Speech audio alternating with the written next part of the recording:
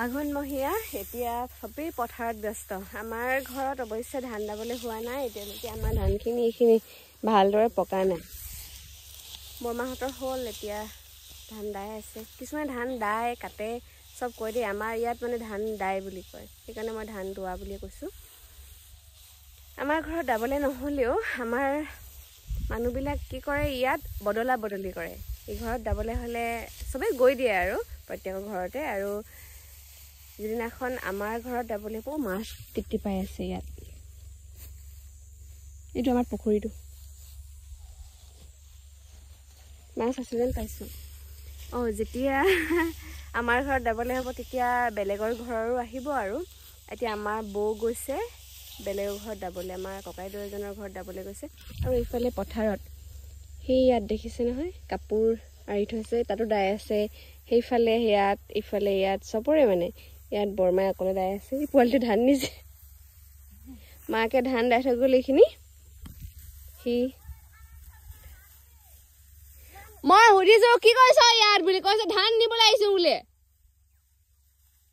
যে খ্ৰীষ্টালৈ লৈ গ'ল ধান মাকে আৰু নানি বিয়া হ'ব হ'ব পুতেকে শুনিলে হৈছে সৰুতে চবেই কৰে ডাঙৰ হোৱাৰ লগে লগে চবেই নিজৰ নিজৰ কামত ব্যস্ত ঘৰত থাকি যায় কেৱল মাক আৰু দেউতাকহে আমাৰ দাবলৈ হ'ব আৰু যেতিয়া দাবলৈ হ'ব তেতিয়া আহিব লাগিব আমাৰ সন্মুখৰ এই দুবাৰ দালে ইয়াত হাঁহ কুকুৰা গোটেইবোৰে খাইছেহি বোলে সেইকাৰণে মায়ে দাই দিলে ধানখিনি নিয়া নাই এতিয়ালৈকে নিব আৰু জানো পাই কেতিয়াকৈ পকিব আৰু মাজে মাজে এইখিনি বেলেগ ধান পৰিলে নেকি বাবা মা ওখ ওখ হৈ হেৰি হৈ আছে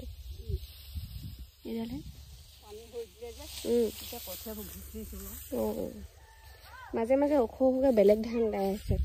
পানী হৈ গ'ল যে হেৰি যেতিয়া ৰুবলৈ হৈছিলে তেতিয়া পানীহে হেৰি কৰিলে মানে বেলেগৰ ঘৰৰ কঠীয়া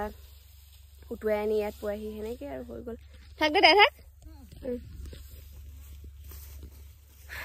মই বৰমাক দেখিয়ে এইফালে এনেই ওলাই আহিলোঁ মাত খা লগাই যাওঁ বুলি কাইলৈ আকৌ যামগৈ